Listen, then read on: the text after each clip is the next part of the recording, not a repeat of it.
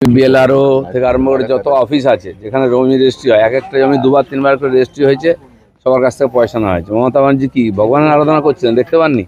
টুলুমণ্ডল বা এই ধরনের লোকেরা আজকে নাও আসছে, সরকারি জমি লুট করে সরকারি জায়গায় বাড়ি বানিয়ে, হোটেল বানিয়ে, রিসর্ট বানিয়ে, বাংলো বানিয়ে এরা বসেছিল।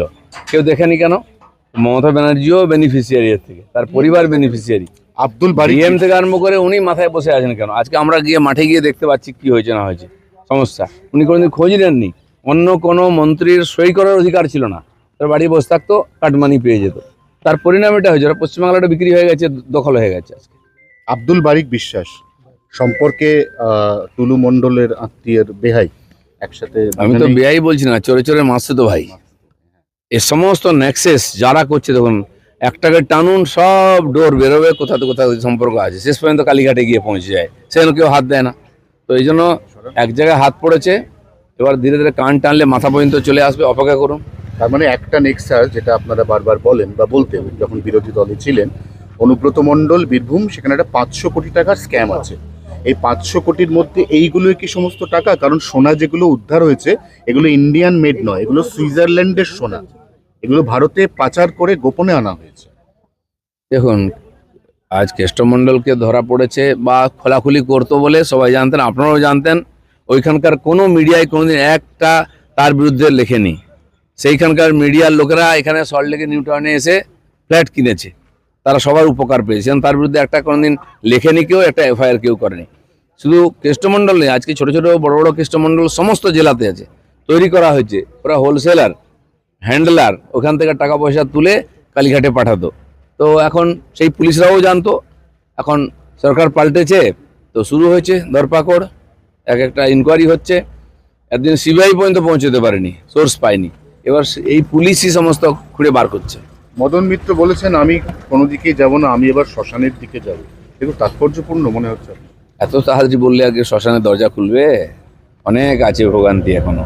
আপনারা যা করেছেন, আমি চ্যালেঞ্জ করছি মদন মিত্রকে। এখন একটা হোটেল দখল করেছে ওনার এক চেলা, তারা আমার কাছে এসছে, আমি সেখানেও পুলিশ কারবাই করাবো। উনি গিয়ে কোথাও মাল খান বলে সে হোটেলটা ছাড়ছে না, লিজ বাদ দিয়ে। এরকম বহু ঘটনা আছে। এখন তো আমরা কমপ্লেন করিনি, পুলিশ যেটুকু করছে। এই ধরনের ঘটনা হাজার হাজার আছে, এক একটা নেতার পিছনে ঘটনা আছে, আর সব বার করবো আমরা, কাউকে ছাড়া হবে না। এনসিপিআই খুব বিড়ম্বনায় পড়েছে। এনসিপিআই এখনো পর্যন্ত 20, এই সংখ্যাটা 2 আজকের মধ্যে কমে যেতে পারে, আগামীকাল সেই সংখ্যাটা কমে 17 হতে পারে। সমস্যা যেটা হবে শুধু এনসিপিআই নয়, অভিষেক বন্দ্যোপাধ্যায় তাদের সঙ্গে কারা কারা আছেন এই মর্মে তো ওম বিড়লাকে চিঠি দিয়েছেন। এবার সেই চিঠিটা বারবার রিড্রাফট করতে হবে, অতএব বিষয়টা এখন একদম জগাখিচুড়ি পাকিয়ে গেছে। দেখুন, টিএমসি পার্টিটা প্রথম থেকেই জগাখিচুড়ি ছিল, এখনও তাই আছে। যে কটা ভোটে জিততো ওরা, গায়ের জোরে জিততো, পুলিশ দিয়ে মারপিট করে জিততো। ইলেকশন যদি সত্যি সত্যি হয়, সব জায়গায় ফল তার মতো রেজাল্ট হবে, 4th পজিশন, জামানত জব্দ হবে। কারণ যারা জিতে গেছেন তারা এখন বিড়ম্বনায় পড়েছেন যে আরও 2 বছর 3 বছর কাটাতে হবে। আর ওরা কিছু করুন বা না করুন কিচ্ছু যায় আসে না, কেন্দ্র সরকারের কিছু যায় আসে না, রাজ্য সরকারের কিছু যায় আসে না। আমরা মানুষের ম্যান্ডেট নিয়ে মানুষের কাজে লেগে পড়েছি। ঋতব্রতরা আরও বিপাকে। বর্ধমানের স্বামী স্ত্রী, তারা সক্রিয় তৃণমূল কর্মী, তারা জেলা শাসককে চিঠি দিয়ে বলেছেন, আমাদের 2টো ভোট, আমাদের যিনি জেতা বিধায়ক, আমরা মমতা দিকে দেখে ভোট দিয়েছি, আমাদের থেকে ভোট পেয়ে ওরা ওই দলে ভিড়েছে, ওদের ভোটগুলো আমরা ফেরত চাই। কি গ্যারান্টি আছে ওরা ওকেই ভোট দিয়েছে? আমি যদি বলি ওনারা বিজেপিকে ভোট দিয়েছেন, কোনো প্রমাণ আছে? এসব নাটক চলবে, এইসব নিয়ে মানুষ যেন বিভ্রান্ত না হয়। যারা একদিন ড্রামা করেছে, লুটপাট করেছে, তাদের কথা ভুলে যাওয়াই শ্রেয়, নাহলে শরীর স্বাস্থ্য খারাপ হবে ভেবে চিন্তে। 19 বছরের অপেক্ষা, এই অপেক্ষা কাটিয়ে আজকে অবসান এবং তারপরে ফেরা। তাসলিমা নাসরিন ফিরছে। তসলিমা নাসরিন ফিরতে পারেন, আসতে পারেন, সরকার যদি মনে করে তাকে পারমিশন দিতে পারে। তার বাংলাদেশ থেকে বিতাড়িত হয়ে উনি পশ্চিমবাংলায় ছিলেন।